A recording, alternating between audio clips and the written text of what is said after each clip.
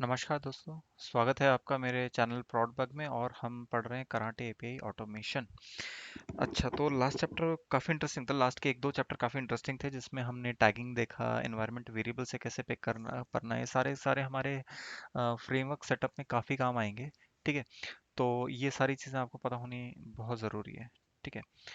अच्छा, तो अभी चलते हैं हमारे नेक्स्ट चैप्टर में। अच्छा ठीक है, तो अभी तक जो कोर्स कंटेंट जो मैंने आपका प्रिपेयर किया था ये सारे हम देख चुके हैं। तब अभी की कराटे की इंफॉर्मेशन, देन गेट के देखे, पोज देखे, डिलीट देखे, असर्शंस देखे, फिर हम कुछ एडवांस टॉपिक अभी कंटिन्यू कर रहे हैं जिसमें हमने फीचर से एक फीचर से दूसरी फीचर फाइल कॉल किया, टैगिंग देख लिया, environment variable and global variable कैसे सेट करते हैं वो सारे हमने देख लिए। ठीक है, environment and global are same thing. ठीक है, ये देख लिया हमने कैसे सेट किया था। अब हम देखेंगे एम्बेडेड एक्सप्रेशन क्या होते हैं। ठीक है, तो मैं इसमें टॉपिक्स ऐड ऑन करता रहूँगा जैसे जैसे मुझे जो चीज़ें समझ में आती रहेंगी, जो इम्पोर्टेंट हैं उसके अकॉर्डिंगली आती रहेंगी। तो आई होप आप लोगों को मज़ा आ रहा होगा। अभी तक आपको जो भी मैंने समझाने की कोशिश की आप साइड बाय साइड प्रैक्टिस भी कर रहे होंगे। बिकॉज प्रैक्टिस नहीं करोगे, सिर्फ देखोगे तो कोई फ़ायदा नहीं है, नहीं सीख पाओगे। ठीक है, अभी लगेगा बहुत आसान है, जब खुद से करने लगोगे नहीं हो पाएगा।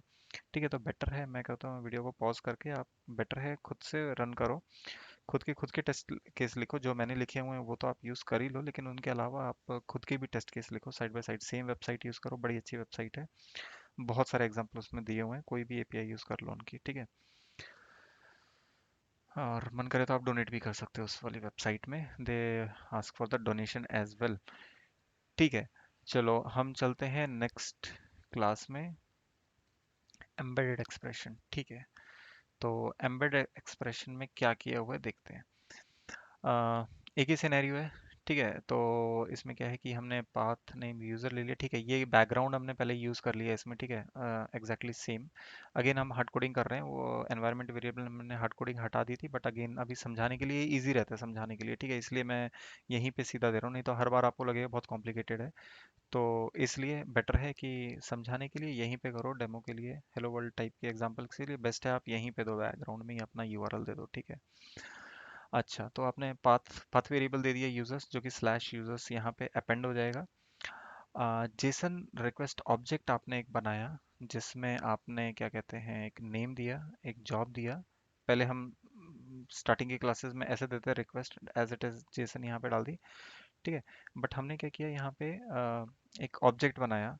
तो जब भी आप बड़े बड़े जेसन्स पे काम करेंगे ना, तब जाके ये चीज़ें काफ़ी काम आती हैं। ठीक है, अभी आपको लगेगा छोटी सी चीज़ें क्यों क्यों ऑब्जेक्ट अननेसेसरी बना रहे हैं हम लोग, डायरेक्ट ही क्यों नहीं दे देते, राइट। तो ये तो बहुत डेमो के लिए आसान लग रहा है, दो ही वेरिएबल हैं, लेकिन जब आप रियल लाइफ में देखोगे यहाँ पे 10 10 20 20 पैरामीटर आएंगे, तो उस टाइम नहीं समझ में आएगा कौन सी चीज़ कहाँ जा रही है। और जो नेक्स्ट पर्सन आएगा, या आपकी टीम में कोई नया पर्सन आएगा ज्वाइन करेगा, तो उसको समझने के लिए बहुत मुश्किल हो जाएगा कि इतनी बड़ी बड़ी जेसन दे रखी हैं, क्या है इनके अंदर, कुछ नहीं समझ में आएगा, राइट।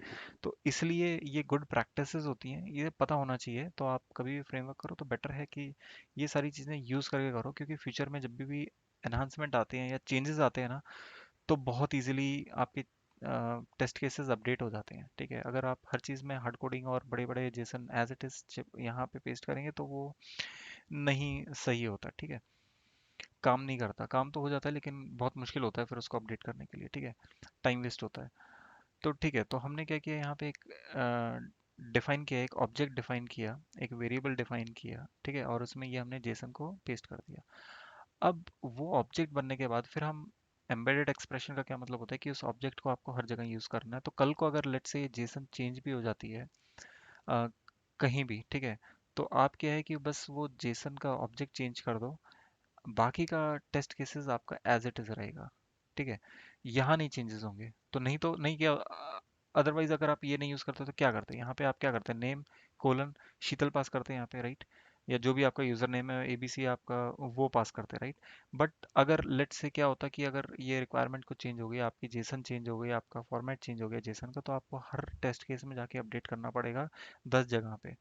ठीक है, यहाँ पे तो सिर्फ हम दो ही जगह पे चेंज कर रहे हैं, लेकिन रियल लाइफ में आपके पास बहुत बड़ी जेसन होगी, उसके बहुत सारे पैरामीटर होंगे, आप चेंज करते करते थक जाएंगे बिल्कुल। ठीक है, और कहाँ पे बग आ रही है समझ में नहीं आएगा कि किस वजह से आपका टेस्ट केस फेल हो रहा है। तो इसमें क्या है कि हमने वो हार्ड कोडिंग हटा दी, आपका जो भी ऑब्जेक्ट है उसका नेम फेच कर लिया। अब ऑब्जेक्ट में नेम क्या है वो उसको पता है, हमें नहीं पता उसका, ठीक है। वो चेंज हो सकता है कल को फ्यूचर में, या फिर हो सकता है आप इसको कॉन्फ़िगरेशन से उठा रहे हो आप, राइट। तो कॉन्फ़िगरेशन से भी आप उठा सकते हो, 100 चीज़ें आप कर सकते हो इसमें, ठीक है। तो ये आपका एम्बेडेड एक्सप्रेशन आप क्या होता है कि हैश देन ब्रैकेट, और जो भी ऑब्जेक्ट आपने यहाँ बनाया, ऑब्जेक्ट डॉट नेम। तो अब ऑब्जेक्ट डॉट नेम क्या है, ये यहाँ पे यहाँ शीतल इसमें रिप्लेस हो जाएगा। सेम सिमिलरली जॉब के लिए क्या करेंगे हमने, जेसन ऑब्जेक्ट, जो ये आपने ऑब्जेक्ट बनाया डॉट जॉब, तो डॉट जॉब क्या है, ये इसकी वैल्यू उठ के यहाँ पे आ जाएगी, ठीक है। हैश लगाना मत भूलना, ये इसका स्टाइल है, ये आपको मेंटेन करना पड़ेगा। और बस यही है इसमें, और कुछ नहीं है। एम्बेडेड एक्सप्रेशन इज सिंपल, बस आपको हार्ड कोडिंग हटाने का एक और तरीका दे दिया है। एक दूसरा तरीका हार्ड कोडिंग हटाने का था एनवायरनमेंट वेरिएबल के थ्रू, और ये एक और तरीका है हार्ड कोडिंग हटाने का कि आप एम्बेडेड एक्सप्रेशन यूज़ कर लीजिए, ठीक है। तो ये दो तीन तरीके हो गए जिसकी वजह से आप बहुत सारी हार्ड कोडिंग हटा सकते हो अपने टेस्ट केसेस से, ठीक है। तो इसको क्विकली रन करते हैं और देखते हैं रिजल्ट क्या आता है। अब यहाँ देखो कि शीतल डेव वेब सब हटा दिया, बिकॉज वो सारा हमारा कॉन्फ़िगरेशन से उठ के आ रहा था, राइट। अभी हम कॉन्फ़िगरेशन यूज़ नहीं कर रहे हैं, हम यहाँ पे सीधा ये वाला नाम पास कर रहे हैं। तो यहाँ पे सिंपल एज नाम आएगा, कोई शीतल डेव कोई शीतल क्यूए नहीं आएगा यहाँ पे, ठीक है। ठीक है, इसको रिफ्रेश करते हैं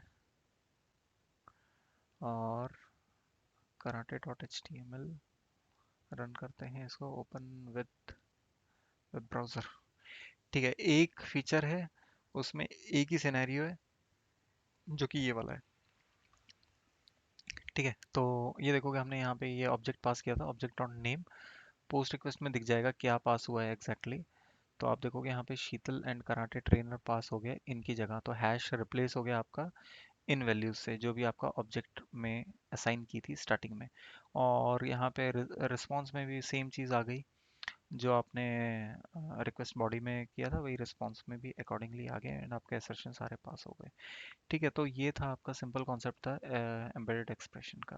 आई होप ये क्लियर होगा और आप मेरे साथ समझ पा रहे होंगे कि धीरे धीरे हम टॉपिक बाय टॉपिक धीरे धीरे समझ रहे हैं, और सारी जितनी भी कॉम्प्लेक्स चीज़ें हैं बहुत ही सिंपल तरीके से मैं समझाने की अपनी पूरी कोशिश कर रहा हूँ। आई होप आपको समझ में आया होगा। और अगर आप यहाँ तक पहुँच गए हो, अगर आप ये कौन सा 10th चैप्टर चल रहा है शायद से, अगर आप यहाँ तक समझ में आ गए हो तो आई होप आपको सच में समझ में आ रहा होगा। अगर नहीं आ रहा हो तो आई होप आप 10th चैप्टर तक तो नहीं आते, आप पहले ही छोड़ के कहीं और से पढ़ने लग जाते हैं खुद से। तो ठीक है, आई आई होप आप लोग एंजॉय कर रहे हो, and I will do my best. और जितने इजी तरीके से, जितने सिंपल एग्जांपल मैं आपको दे सकता हूँ, मैं पूरी कोशिश करूँगा अपने तरफ से आपको समझाने के लिए, ठीक है। तो मिलते हैं आपसे अगले चैप्टर में, जिसमें हम डेटा जनरेट करेंगे रन टाइम पे एंड वो यूज़ करेंगे, ठीक है। चलिए मिलते हैं फिर आपसे अगले चैप्टर में, तब तक के लिए धन्यवाद।